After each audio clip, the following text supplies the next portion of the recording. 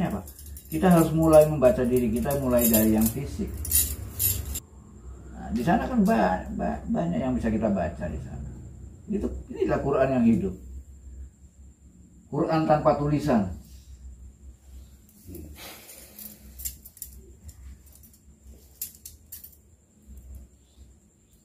Orang Kristen menyebutnya firman yang hidup.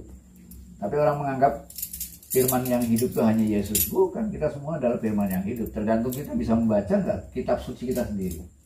Orang-orang yang bisa menemukan neuron itu karena mereka membaca sungguh-sungguh tentang otak saja. Otak saja kalau mau dibaca udah ribuan buku. Berarti ini menghasilkan ribuan buku. Makanya ilmu pengetahuan yang kita peroleh dari produk pikiran itu hanya setetes banding ilmu yang ada dalam alam kenyataan. Berarti yang dibaca itu bukan Al-Quran aja ya? Ya inilah Quran. Ini Quran yang sebenarnya. Iya, alam semesta ini Quran. Kalau yang dibaca orang-orang agama kan Quran yang tertulis. Yang tertulis. Setiap orang harus mampu membaca kehidupannya sendiri.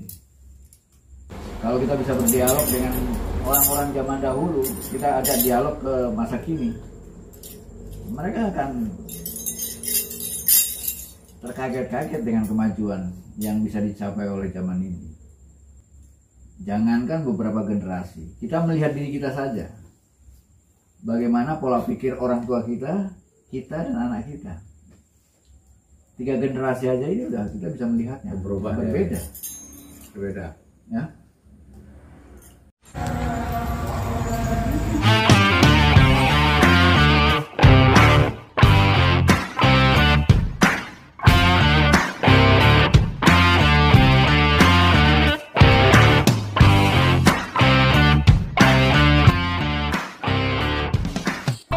Salam satu hati, para tandapan di mana saja berada. Pertama-tama yang mengucapkan puji syukur dan berterima kasih sebesar-besarnya kepada Tuhan yang Maha Cinta atas seluruh kenikmatan yang senantiasa Engkau anugerahkan kepada kami semuanya. Dan kedua, yang ingin mengucapkan terima kasih kepada Niang Rose Hamiza Aziha, Bunda Niang Rose Hamiza, yang selalu memberikan semangat dan dukungannya kepada Hyang dalam mendampingi hidup Hyang. Mereka ini, hati saya tidak mengatakan mereka berhati jahat. Saya tidak menuduh mereka jahat, apalagi mengkafirkan mereka, memusyrikan mereka. Saya tidak menuduh hati mereka jahat. Saya paling tidak hanya menduga mereka tidak paham. Salam cerdas selaras para tandapan di mana saja berada, di seluruh alam semesta. Baik yang ada di alam skala yang nampak di mata, maupun yang ada di alam niskala yang gaib, yang tidak bisa dilihat oleh mata ragawi. Pada kesempatan yang baik kali ini, sebelum Hyang melanjutkan membahas persoalan kehidupan dalam kajian spiritualitas, yang ingin menyampaikan rasa bela sungkawa yang mendalam atas kepergian Buya Sakur Yasin MA, kehadirat ilahi dalam mencapai cahaya abadi. Yang merasa berduka sekaligus berbahagia atas kepergian beliau, seorang anak bangsa yang terbaik yang telah mengabdikan diri dan kehidupannya untuk mencerdaskan bangsa dan ingin menyatukan perbedaan yang ada sebagai sebuah rangkaian permata yang indah. Namun di balik kedukaan yang sedang Hyang rasakan saat ini, ada terselip kebahagiaan yang membahana di dalam hati, bahwa kepergian Buya Sakur akan menjadi pupuk yang bisa menumbuhkan jutaan generasi cerdas yang berkesadaran Pancasila dalam arti yang sebenarnya. Sebagaimana pepatah yang mengatakan, mati 1 tumbuh 1000. Pergi 1 orang yang berkesadaran tinggi, maka akan datang 100 juta manusia yang multi cerdas dan berkesadaran yang luar biasa istimewa, yang mampu merubah keadaan bangsa ini yang sedang carut marut karena kebodohan dan kedunguannya, menjadi bangsa yang cerdas dan selaras secara metafisik dan spiritual. Sampai sekarang saya masih berargumentasi. Kenapa saya langsung bicarakan Islam belum sempurna? Karena ini passwordnya kalau Islam ingin maju. Sebabnya Islam terus mundur dan mundur dan mundur sampai sekarang titik nadir di alam dunia.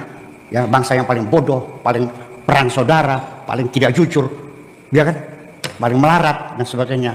Umat Islam ini, ya, mereka merasa bangga.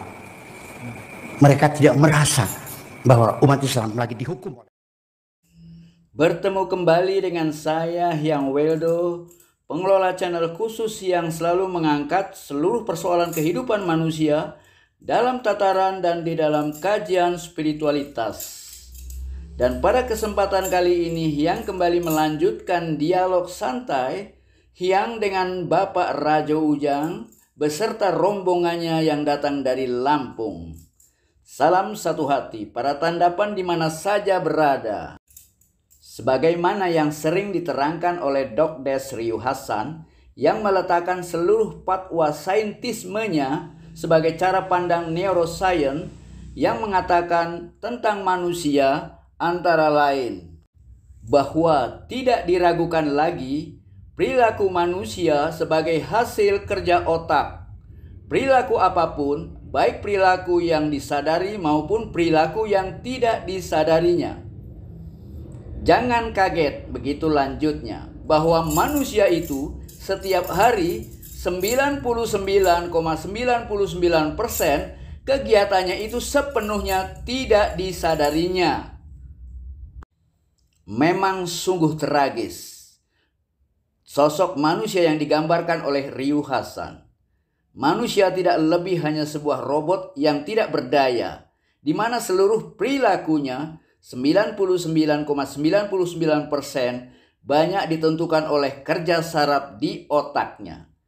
Jadi manusia menurut neuroscience seperti yang diungkapkan oleh Dr. Des Ryu Hasan tidak jauh berbeda dengan monyet, anjing atau binatang-binatang lainnya. Bahkan manusia lebih rendah dan lebih hina dari binatang. Definitely tidak diragukan lagi perilaku kita itu adalah hasil kerja otak kita. Perilaku apapun itu, ya, perilaku yang disadari maupun tidak disadari itu adalah hasil kerja otak kita. Jangan kaget, kita setiap hari itu 99% kegiatan kita itu tidak kita sadari sepenuhnya itu. Memang tidak salah apa yang dikatakan oleh Ryu Hasan. Kebanyakan manusia memang seperti itu. Merupakan satu sosok makhluk yang tidak mampu menyadari dan mengetahui siapa dirinya yang sebenarnya. Manusia tidak lebih hanyalah sebuah robot atau seekor budak yang hidup dan perilakunya banyak ditentukan oleh otak dan keyakinan subjektifnya. Hampir setiap manusia tanpa disadari sedang menjadi robot-robot yang tidak berdaya, digerakkan oleh otak dan keyakinan subjektifnya sendiri. Sebagaimana Dr. Des Ryu Hasan yang tanpa disadari telah menjadi robot dari pemahaman dan keyakinannya sendiri yang hampir di dalam setiap ceramahnya yang disebut sebagai ceramah ilmiah dengan gencar selalu mempromosikan pemahaman dan keyakinannya yang berbasis saintisme dalam firqah neuroscience sebagai satu-satunya kebenaran, dan dengan fanatiknya menganggap salah dan keliru pemahaman dan keyakinan lain yang berpijak pada psikologi, filsafat atau agama. Begitulah gambaran neuroscience tentang manusia yang disampaikan oleh Dr. Des Ryu Hasan. 99,99% perilaku manusia tidak jauh berbeda dengan binatang yang hidupnya banyak ditentukan oleh kerja saraf di otaknya. Manusia sungguh-sungguh tak kuasa menyadari dan mengendalikan dirinya. Begitu menurut keyakinan Ryu Hasan, di mana saintisme menjadi kitab sucinya. Memang seperti itulah manusia selamanya akan menjadi hewan jika tidak ada pengetahuan dan bimbingan hidup yang memadai sepanjang hidupnya. Jika manusia di dalam hidupnya, mulai dari bayinya, tak pernah mendapatkan tuntunan dan latihan untuk melangkah dan berjalan dengan berdiri tegak, maka selamanya manusia akan merangkak bagai seekor monyet atau kambing. Itu sebuah pertanda alami bahwa seorang bayi manusia di mana keadaan tubuh dan jiwanya yang lebih lemah daripada keadaan bayi binatang. Karena bayi manusia sangat berbeda dengan bayi binatang yang bisa langsung berdiri selepas dilahirkan dari rahim induknya. Sedangkan bayi seorang manusia, jika tubuh dan otaknya tak pernah mendapatkan latihan untuk berdiri dan tak pernah mendapatkan pengetahuan yang memadai, maka manusia bayi tidak akan pernah tahu dan menyadari bahwa dirinya bukan binatang.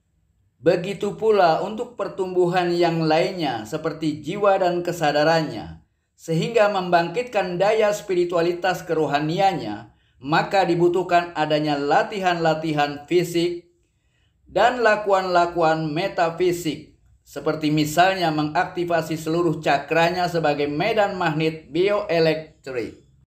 Sebagaimana jika kita melakukan tarian esoterik Tarespagela atau menjalankan lakuan Waisdipa yang berusaha berlaku waspada dan mampu menyadari seluruh aktivitasnya baik secara fisik maupun secara metafisik, akan banyak membantu terbukanya portal-portal metafisik dan spiritualitas untuk memasuki dimensi kenyataan yang sebenarnya, yang luar biasa keindahan dan keajaibannya, yang tidak mudah bisa dialami oleh pihak-pihak tertentu kecuali yang bersungguh-sungguh pasrah, apalagi mereka yang terbatas pengetahuannya dan kecerdasannya, apalagi tidak mempercayainya. Kalau sekarang ya, keyakinanmu kutabrakkan dengan fakta, jebret itu bukan keyakinanmu yang kamu berubah. Faktanya yang kamu abaikan. Gitu cara kerja otak kita. Yang jadi handicap atau jadi variabel utama kita sulit atau kesulitan memahami perilaku kita sendiri gitu ya. Manusia itu kesulitan kok memahami perilakunya sendiri terus ngarang-ngarang dewi. Apakah betul itu merupakan cara kerja otak dan bukan cara kerja dari mental? Dan apakah betul manusia tidak akan pernah mengetahui perilakunya sendiri dan bahkan tidak pernah mengetahui siapa dirinya yang sebenarnya? Sebetulnya siapa yang tidak mengetahui perilakunya sendiri? Dan ini yang perlu ditanyakan kepada para saintis. Yang melihat saja belum sempurna, apalagi yang mendengar.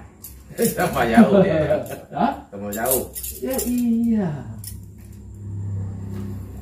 Yang melihat aja belum sempurna. Apalagi yang baru Mendengar, mendengar. iya. Nah, pengetahuan seperti ini kan harusnya disebarluaskan.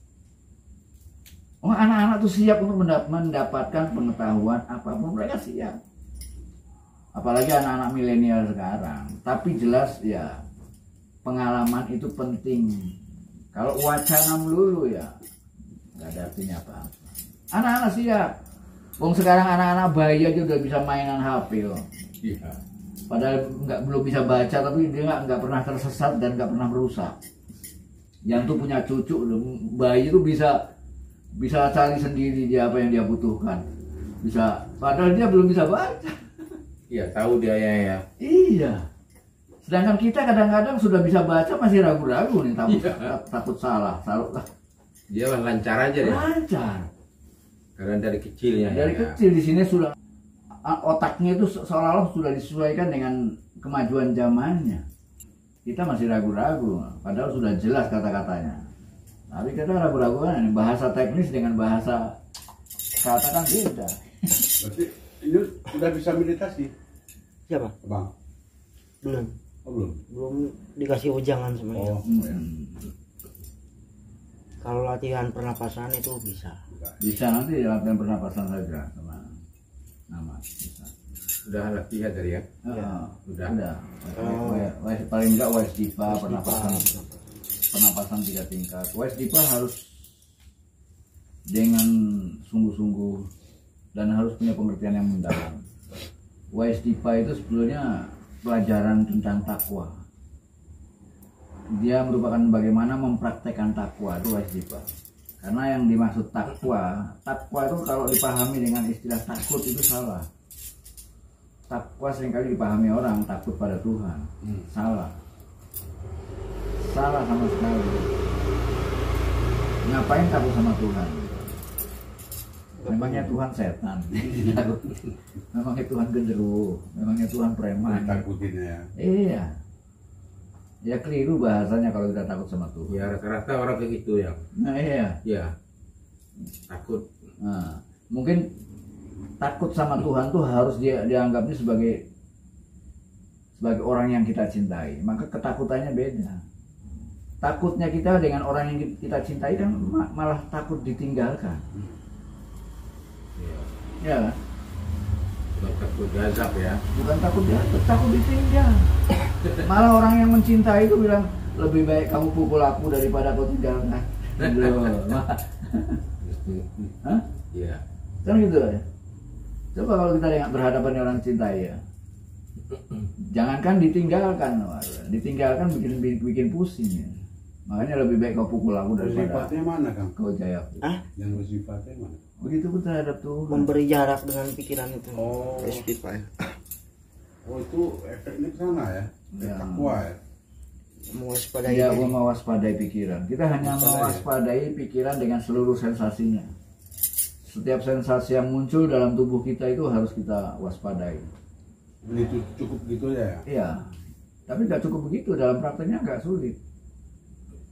Prakteknya gampang, tapi untuk menjadi sadar, karena di sana kita harus mampu menyadari semua yang kita lakukan. Kita bernapas sadar, harus sadar bahwa aku bernapas, sehingga keluar masuknya disadari. Aku tahu nih, maksudnya ada. Dan manusia kan sudah nggak menyadari nafasnya lagi, karena memang nafas sudah digerakkan oleh bawah sadarnya. Oh ya. Kaki kita pun bergerak karena bawah sadar, sehingga kita tahu tanpa perintah otak lagi udah dia tahu mana harus menjatuhkan, tahu karena itu udah ada di bawah kekuasaan bawah sadarnya. Nah, belajar Wajdipa itu kita belajar menyadari sehingga kesadaran ini harus tersimpan di bawah sadarnya nanti, tapi tersimpan dari kesadaran yang betul-betul menyadari di sini. Termasuk mewaspadai pikiran tadi ya? Iya, intinya mewaspadai pikiran dengan segala sensasinya. Sensasinya. Ya. Maksudnya itu bukan aku, gitu ya. Dan di samping itu, Wajdipa itu sama seperti gini. Katakanlah tubuh kita ini sebuah negara. Ya. Masing-masing di dalam di kita di sini ada yang disebut pusat sama batas. Di sana ada apa? Ada pengelolanya masing-masing, ada pekerjaannya masing-masing. Ya. Ada yang ngatur napas, ada yang ngatur darah, ada yang ngatur ini. Ini mereka katakanlah pekerja-pekerja. Sama seperti pabrik dengan berbagai macam pekerja. Kalau cara kerja mereka itu kita awasi, otomatis mereka akan terus bekerja. Ya. Terus mereka akan kerja. Dengan Wajdipa kita mengawasi kerja mereka, maka mereka akan kerja. Kalau seluruh fungsi tubuh bekerja semuanya, apa nggak sehat? Sebab kalau tanpa diawasi, maka terjadilah yang namanya disfungsional. Dia akan mengalami fungsinya akan berkurang. Nah, kalau fungsi-fungsi tadi mulai mengerut, di situ muncullah penyakit. Sama dengan sepeda atau apapun saja ya. Kalau salah satu komponennya tidak perhatikan, dia akan mungkin berkarat, mengalami kerusakan, dan pada akhirnya kerusakan satu komponen bisa merusak semua sistem. Merembet yang lain. Jadi setiap komponen yang bekerja di dalam tubuh kita, di setiap elemen, semuanya kita awasi. Otomatis ketika kita selalu mengawasi, mereka akan terus merasa diawasi. Maka mereka akan terus bekerja dengan baik. Jadi tubuh kita dengan seluruh sistemnya ini akan maksimal Karena diawasi tadi. Iya, dia kan maksimal. Mengawasinya dengan kesadaran tadi ya. Iya, dengan kesadaran. Tubuh kita ya, dalam diri kita ini ada yang nampak, ada yang tidak nampak. Ya. Kalau terjadi kerusakan pada yang nampak, yang tidak nampak yang menyembuhkan. Yang tidak nampak Menyembuhkan dengan sendirinya. Misalnya sampean kena goresan pisau, ya. Selama tangan sampean itu bersih, tergores pisau, dia akan sembuh. Selama bersih. Iya. Kalau tangan sampean kotor, tergores pisau, yang membuat penyakit itu kotoran itu.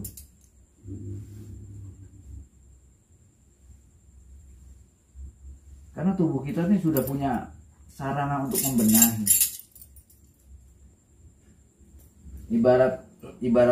Ibarat celana begitu sobek sudah ada yang jahit. Dengan sendirinya. Dengan sendirinya.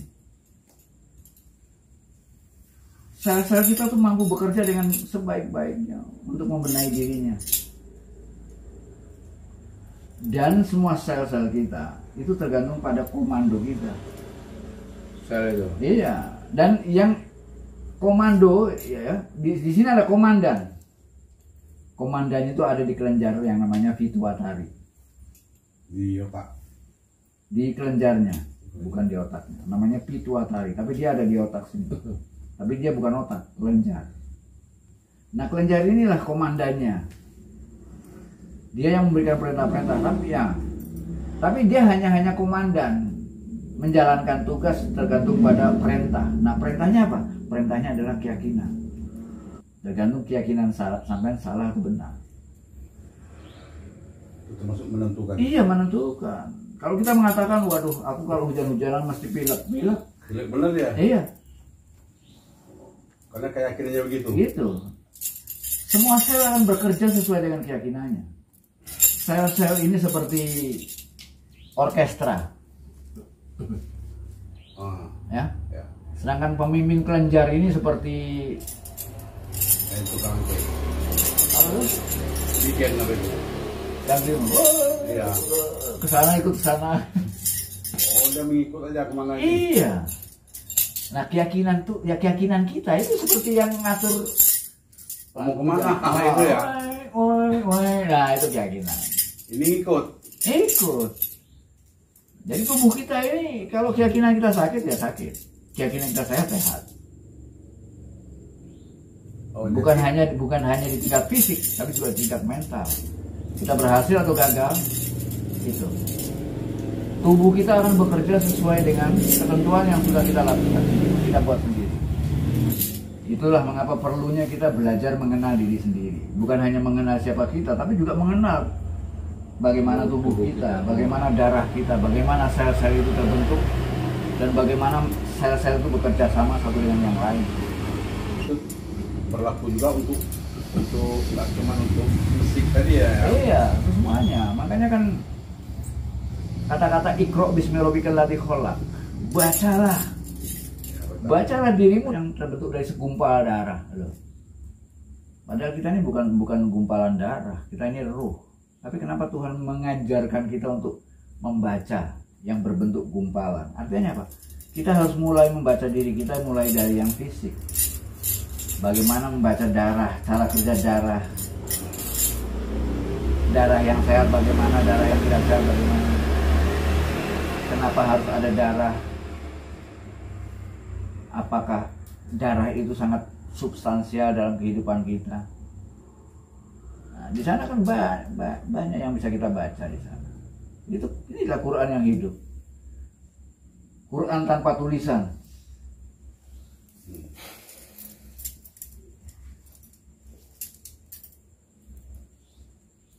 Orang Kristen menyebutnya firman yang hidup. Tapi orang menganggap firman yang hidup itu hanya Yesus. Bukan, kita semua adalah firman yang hidup. Tergantung kita bisa membaca nggak kitab suci kita sendiri. Ilmu ya. Iya. Orang-orang yang bisa menemukan neuron itu karena mereka membaca sungguh-sungguh tentang otak saja. Otak saja kalau mau dibaca udah ribuan buku. Hah? Ribuan buku. Sampai cari aja buku-buku tentang otak. Wah, ribuan lah. Berarti ini menghasilkan ribuan buku.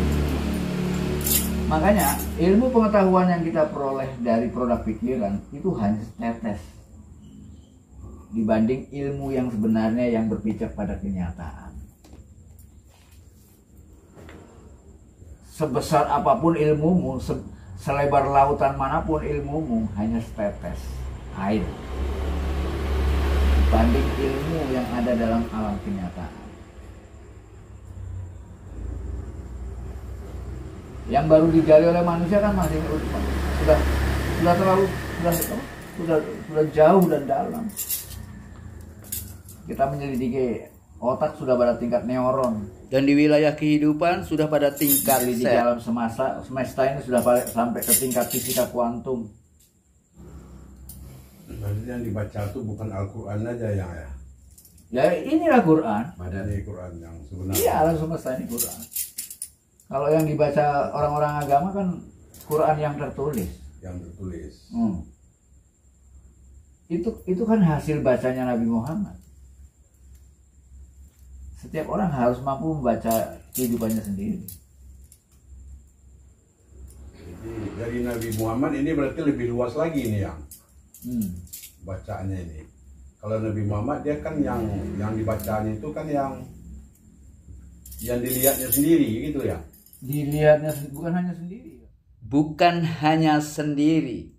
Artinya bukan hanya Rasul Muhammad saja, tetapi semua para nabi, rasul, Mesias, Awatara, Buddha, dan para guru mursyid yang sebenarnya. Semuanya membaca Quran kenyataan yang sama, yaitu kenyataan itu sendiri yang sebenarnya, yang kekal, yang tidak ada perubahan sedikit pun di dalamnya. Itulah Quran yang sebenarnya, yaitu kenyataan yang sesungguhnya. Dan di dalam ajaran spiritual Islam sering disebut sebagai Lauhul Mahfuz. Oleh karena itu, setiap kitab suci atau ajaran murni yang mereka bawa, semuanya sama dan setara. Karena semuanya bersumber dari kenyataan sebenarnya yang sama. Jadi tidak ada ajaran murni atau kitab suci yang satu menjiplak dari ajaran murni atau kitab suci dari agama yang lain yang lebih dulu datang. Hanya orang-orang bodoh yang busuk hatinya, suka nyinyir penuh kedengkian, yang mengatakannya demikian. Jadi, semua ajaran murni atau semua kitab suci dari setiap agama secara substansial metaontologis sama dan setara. Karena semua ajaran murni dari setiap agama yang ada bersumber dari kenyataan sebenarnya yang sama, yang hanya satu-satunya. Sedangkan perbedaannya antara ajaran murni agama yang satu dengan ajaran murni agama yang lainnya adalah dalam cara penyampaiannya yang sangat tergantung pada tingkat kekayaan kosakatanya dan kedalaman makna kata-kata dalam bahasa yang digunakannya. Karena bahasa pada setiap zamannya dan pada setiap komunitas manusia selalu mengalami perubahan dan pengembangan, baik secara semantik maupun kedalaman maknanya, sesuai dengan kebutuhan zamannya masing-masing. Dalam merespon setiap masalah yang berbeda-beda di setiap zamannya masing-masing. Salam cerdas selaras para tandapan di mana saja berada. Begitu pula dengan kita semuanya, memiliki peluang yang sama untuk bisa membaca kenyataan yang sebenarnya sebagai kitab suci yang sesungguhnya.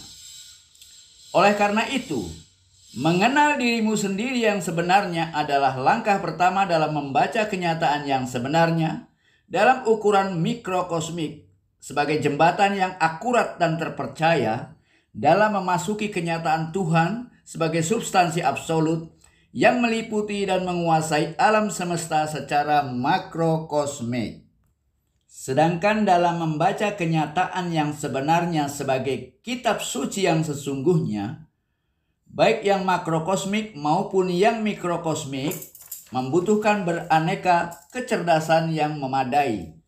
Jadi bukan hanya kecerdasan intelektual saja yang hanya mampu mengkaji realitas di wilayah permukaannya saja, yaitu realitas eksternal, tetapi dibutuhkan pula adanya kecerdasan spiritual metafisik untuk mampu membaca realitas internalnya yang tak bisa dipersepsi oleh kemampuan panca indera ragawi yang sangat terbatas, yaitu yang disebut sebagai kenyataan yang sebenarnya, yang maha ada, maha cerdas, dan maha sadar.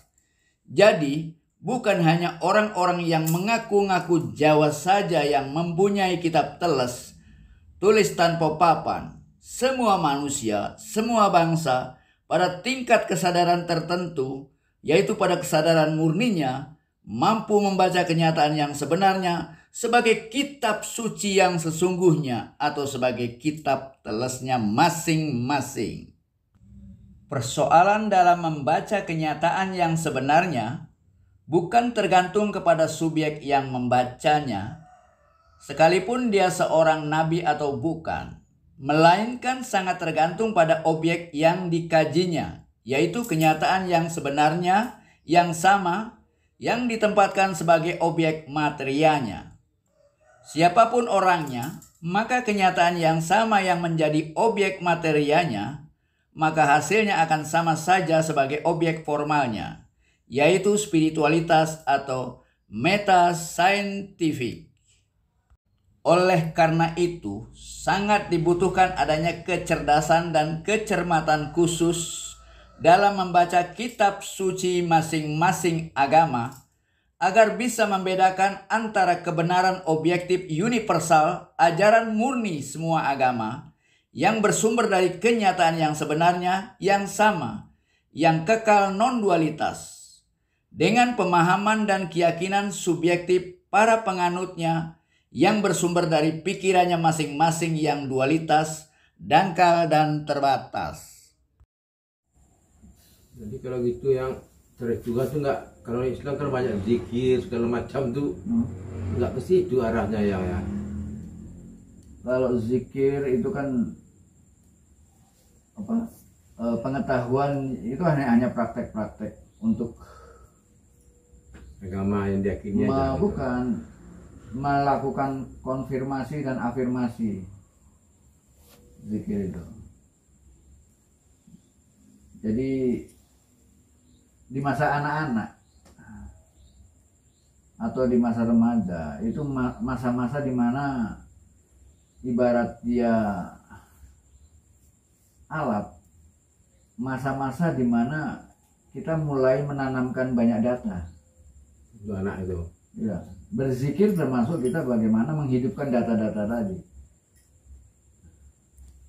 Menghidupkan Data-data tadi ya. Dengan menyentuh ketuhanan itu ya. Belum. Ya menghidupkan dalam rangka untuk ada keterkaitan. Menuju gitu ya. Iya, ibaratnya gini, ya. Orang yang lahir, orang yang baru lahir, susunan otaknya itu belum bersambungan satu dengan yang lain. Sepecah gitu. Iya, belum bersambungan. Katakanlah ketika dia mendengar kata-kata duren, masuk duren, tapi dia masih tunggal. Ketika dia mendengar lagi kata-kata yang berkaitan dengan duren, nyambung lagi, bersambungan dengan yang lain. Sampai dia melihat durennya sendiri, nyambungnya kuat. Jadi ketika dia mendengar duren satu kali, muncul. Duren dua kali muncul, duren tiga kali muncul. Berulang-ulang. Akhirnya terjadilah sambungan-sambungan. Nah, itu yang bersifat pengetahuan, yang bersifat pribadi bisa saja. Misalnya orang tua kita ngomong, kamu tuh anak bodoh misalnya. Ya. Di sini itu udah aku bodoh. Oh, tanam di otak. Iya. Begitu ada kata dua kali. Ya bodoh, tambah kuat. Nah, terus kemudian lingkungan pun menyebut gitu, waduh makin kuat, aku memang bodoh. Gitu. Udah. Ini akan jadi melekat ya. Dia akan jadi dogma buat kita.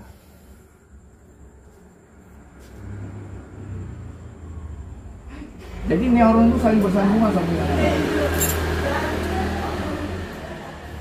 Tapi karena itu bersifat neuron, dia bisa kita delete. Bisa itu. Bisa, tergantung kekuatan dari tebalnya sambungan-sambungan tadi.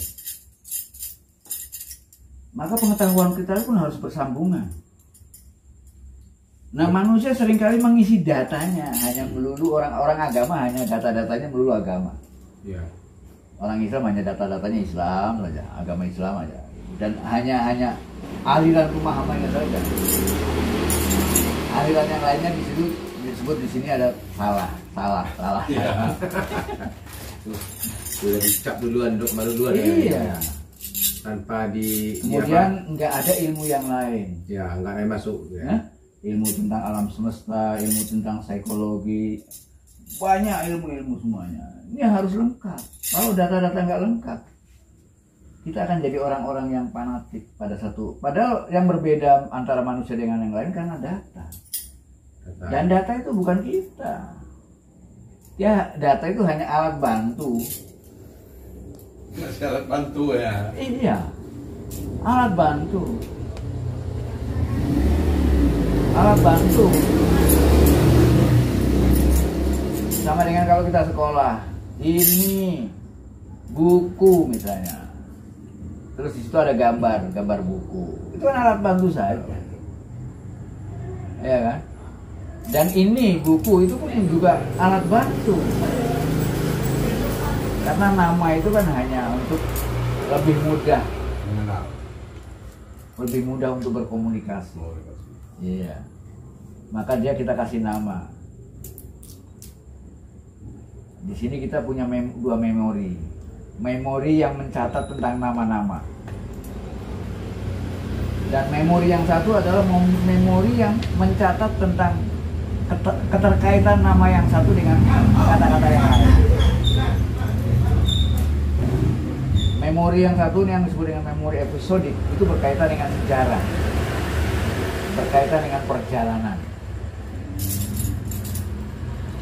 Tapi kalau sampai melakukan perjalanan, dalam perjalanan tadi nggak punya nama-nama, ya namanya sampai hanya punya ingatan episodik saja, nama-nama nggak tahu, sehingga pada waktu cerita sampai nggak bisa cerita karena nggak tahu nama-namanya. Tapi kalau tahu namanya, tahu jalan ceritanya, bisa cerita.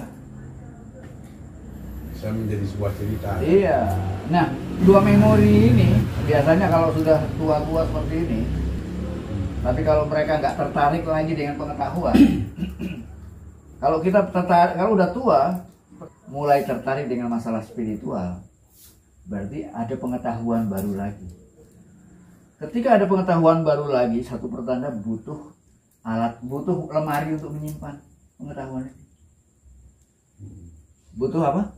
Butuh lemari untuk menyimpan pengetahuan baru. Nah, lemari penyimpanannya yang disebut memori. Memori kita. Ya. Dan kita melakukan perjalanan seperti sampai melakukan perjalanan ke sini. Ini episodik. Jadi dua ini episodik sama semantik. Kalau semantik itu nama-nama. Nah, kalau orang sudah tua, malas melakukan perjalanan, malas mencari ilmu, berarti sudah nggak butuh memori lagi. Nah, orang yang nggak butuh lagi dengan memori semantik dan episodik, lama-lama memori ini hilang. Karena udah nggak dibutuhkan lagi. Perlu lagi ya. Iya. Nah, ketika dia hilang, ini yang disebut dengan pikun. Pikun, tahu pikun? Nah, itu. Habis makan lupa kalau dia udah makan. Dia nggak ingat nama-nama juga itu udah karena semantik. Kan nggak dilatih gitu ya. Iya. Oleh karena itu kita terus tak pernah bosan mencari ilmu. Nah, ilmu-ilmu ini kan butuh tempat untuk disimpan. Ya. Ya. Tempatnya sepertinya nggak kelihatan, padahal ada. Ya. HP kita tuh kalau kehabisan memori aja nggak bisa diisi lagi. Ya. Ya. Bahkan di situ ada ukuran-ukuran, ada giga, ada itu berarti kan ada isi. Semua ada ukurannya masing-masing. Ada banyak macam ruang di sini. Ya kan? Ya. Dan semuanya bisa dihitung. Dan semuanya ada batasnya, sehingga ada habisnya. Udah lihat? Nah, itu kekayaan alam. Sangat dimensional. Tidak hanya satu. Berbagai macam dimensi. Bukan hanya dimensi ruang dan waktu saja. Banyak dimensi. Banyak alam. Ya memang seharusnya di usia-usia seperti ini kita harus larinya ke makrifat, larinya ke spiritualitas.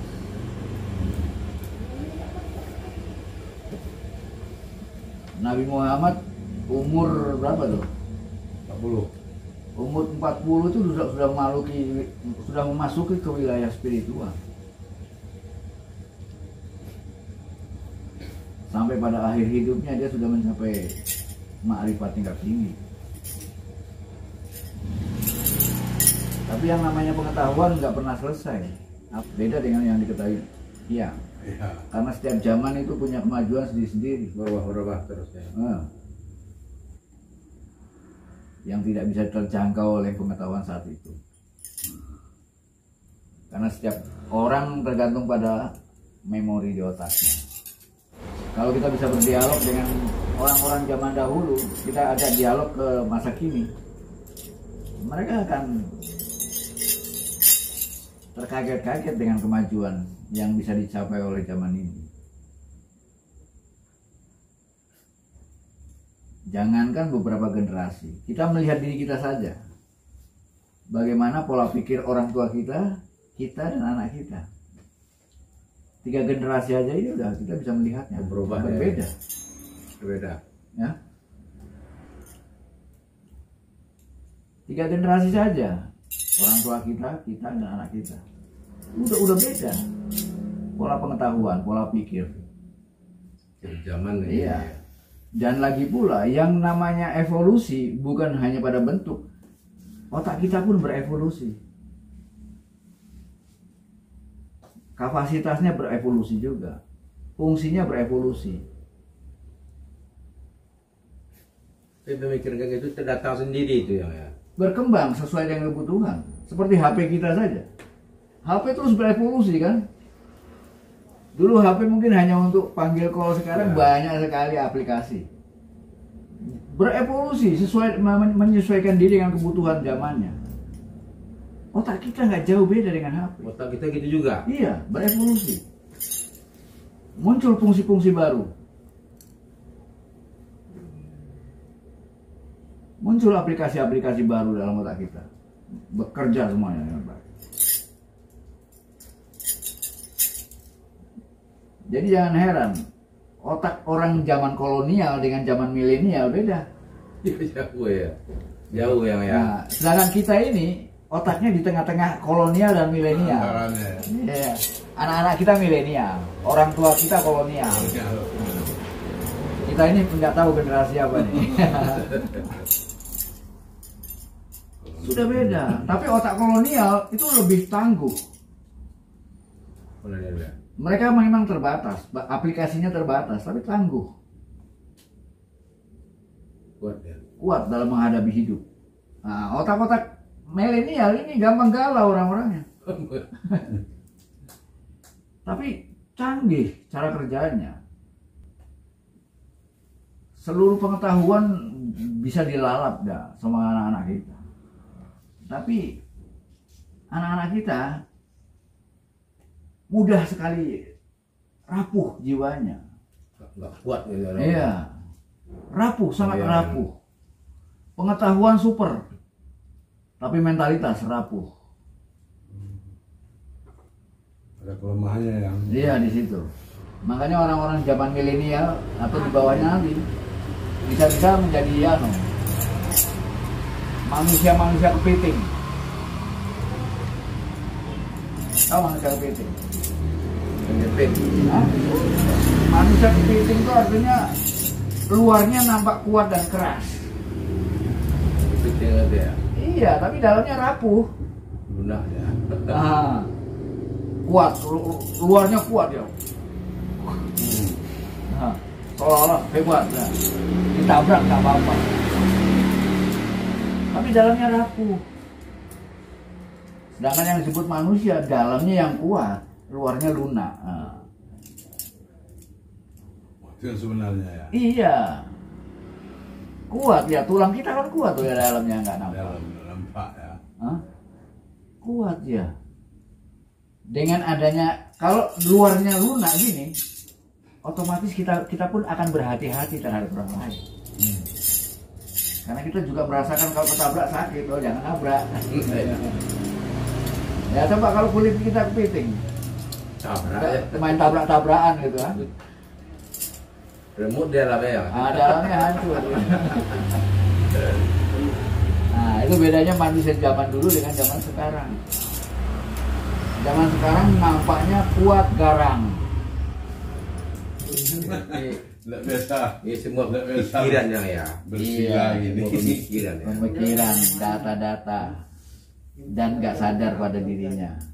Makanya di sini latihannya macam-macam, nanti latihan tubuh, latihan fisik, latihan gerak dan sebagainya. Kita harus mencapai kesehatan secara holistik. Bukan hanya sehat mentalnya saja, bukan hanya sehat spiritualnya saja. Emosional kita pun juga harus sehat, harus cerdas. Fisik kita juga akan mencapai fisik yang sehat dan cerdas. Jadi luar dalamnya harus sehat ya. Iya. Ya sebut di luarnya ya. Di dalam Di jiwa, luar aja di dalam enggak, jiwa ya. yang sehat pasti ada tubuh yang sehat. Orang yang tubuhnya cacat, jiwanya juga cacat. Seperti orang buntung itu. Iya, jiwanya cacat. Cacat itu. Iya. Jiwa kan tergantung pada keadaan fisiknya. Kecuali kalau dia dapat pencerahan terus-menerus, maka dia akan mengembangkan jiwanya melebihi fisiknya. Bahkan pengetahuan manusia tentang dirinya itu terbatas, dibatasi oleh keadaan fisiknya. Padahal kekuatan dirinya itu lebih daripada yang dia pikirkan. Tapi kekuatan manusia yang tidak terbatas ini dibatasi oleh prasangkanya sendiri. Pikirannya sendiri ya. Pikirannya sendiri. Makanya ada kata-kata, manusia tidak tahu bahwa sebetulnya dia tahu. Atau dengan sebaliknya, manusia tahu bahwa sebetulnya dia tidak tahu apa-apa. Karena yang diketahui hanya konsep. Tapi kan bicara nih yang kan bukan hanya kalau nggak dibuka cakra itu nggak bisa ini ya. Ya, cakra itu merupakan bagaimana membangun kesadaran-kesadaran dari mulai yang kecil. Dan itu hanya cara secara praktis bagaimana membangun kesadaran-kesadaran. Kita itu membantu. Iya, membantu. Kalau nggak gitu kan nggak bisa masuk ya. Ya, Nggak nangkap kita ya. dan kita hanya butuh pikiran hanya untuk satu saat saja. Dia kita gunakan dalam mencerna konsep-konsep. Dia kita butuhkan dalam mencerna dan menerima informasi yang bersifat konsepsional. Kitab suci yang kita terima dari yang tertulis itu pun juga konsep-konsep semua. Tapi bukan konsep kosong. Kitab suci. Iya, bukan konsep kosong karena dia konsep yang dilahirkan dari orang yang sudah mendapatkan pengalaman. Iya.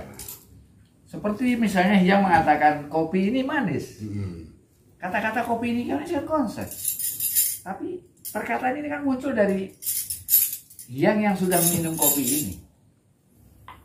Setelah ini kan jadi konsep dia. Bagi orang lain yang belum pernah minum kopi ini kan juga konsep. Iya, coba dia membaca yang tadi ya. Jadi jangan salah memahami. Kitab suci bagi orang yang belum mengalami hanya konsep. Ya. Tapi bagi orang yang sudah mengalami dia bukan hanya konsep.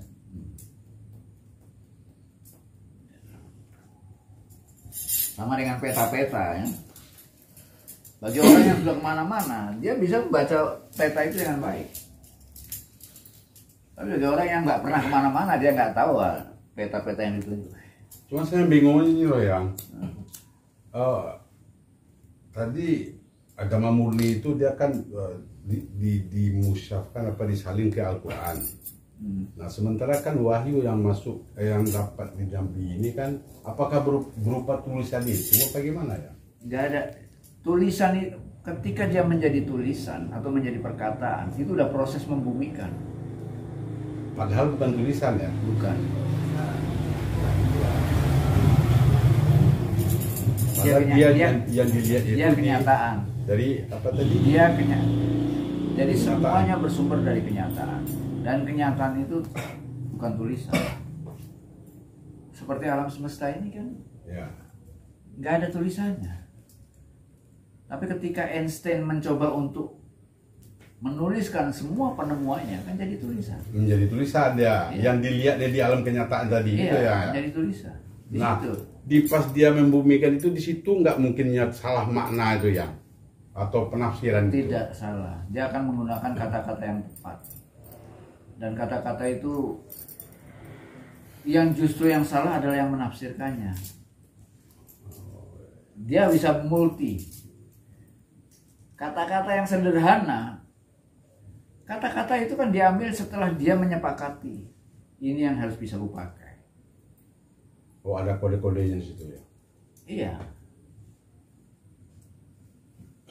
Dan setiap kata tidak jauh dari substansi yang tidak jauh dari substansi dari mana kata itu berpijak. Iya.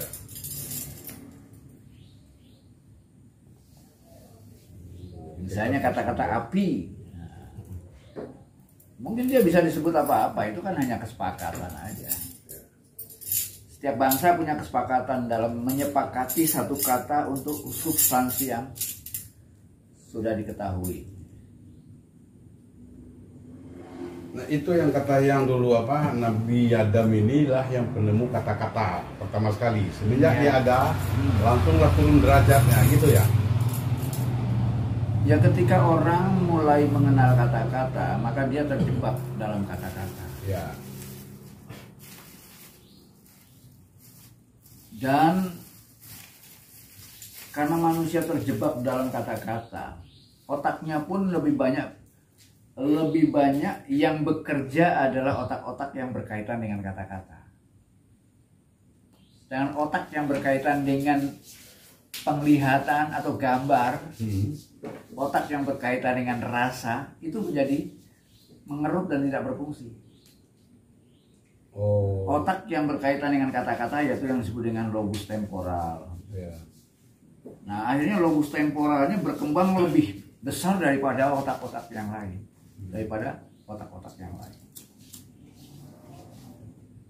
Nah sehingga otak-otak yang berkaitan dengan kata-kata ini lebih berkembang dan lebih ganas dalam menguasai manusia.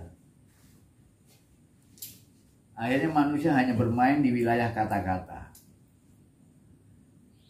terperangkap oleh kata-kata. Sama seperti kalau yang bilang apel, sampean tahu apel, ya. Tapi sampean nggak pernah membayangkan apel lagi kan? Kan udah tahu. Iya, disitulah kemampuan membayangkan itu hilang.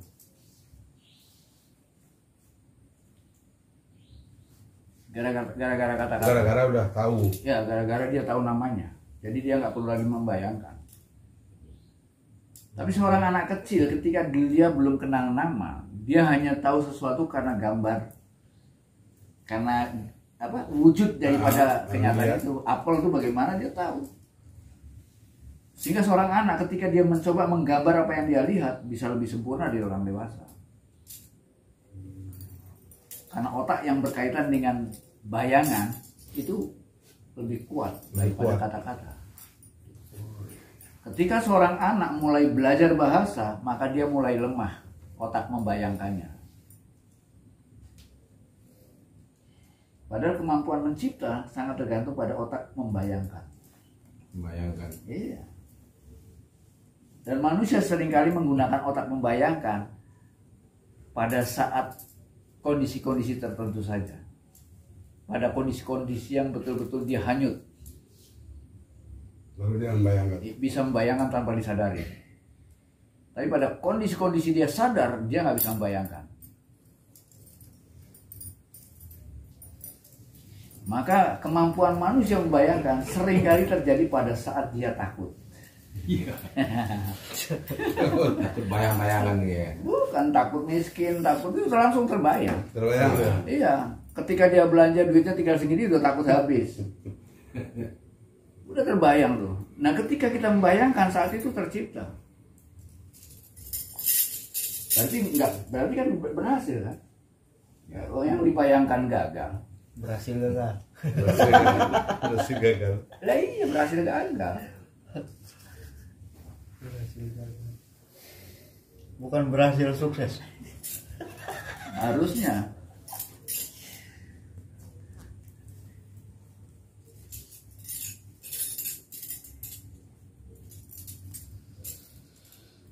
Ini jatuhnya manusia karena bahasa. Tapi bahasa nggak salah. Bahasa nggak jauh beda dengan HP. Dengan adanya HP itu membantu kita untuk menolong salah satu apa yang kita tidak bisa. Tapi manusia kemudian menjadi terikat oleh HP. Sehingga manusia gagal dalam menggunakan HP. Padahal fungsi HP kan untuk mendekatkan yang jauh agar kita bisa berhubungan. Tapi malah menjauhkan yang dekat. Ya? Kewalean ya. Lah iya, coba sekarang kita bikin pertemuan. Kita bertemu, setelah kumpul masing-masing orang berhubungan dengan yang jauh. Ketemu. Jadi pikiran juga ada yang ya. Iya, masing malam mau pegang. Di mana kamu ini ya? Masing-masing berhubungan dengan yang jauh. Yang dekat malah dilupakan. Gila kan? Sakit itu. Jadi kalau kita di sinilah gitu loh. Harusnya seperti itu. Nanti itu Kita semakin terjebak oleh ruang-ruang terbatas. Padahal yang disebut surga itu di sini dan sekarang. Saat ini. Iya. Saat ini di sini. Tuhan mengatakan dalam Quran, saat ini juga akan kuberikan kamu jannah apabila kamu mampu melepaskan diri dari ketakutan dan keinginan-keinginan. Maka saat ini juga Tuhan mengatakan saat ini juga kuberikan jannah. Bukan nanti ya. Bukan. Saat ini di sini.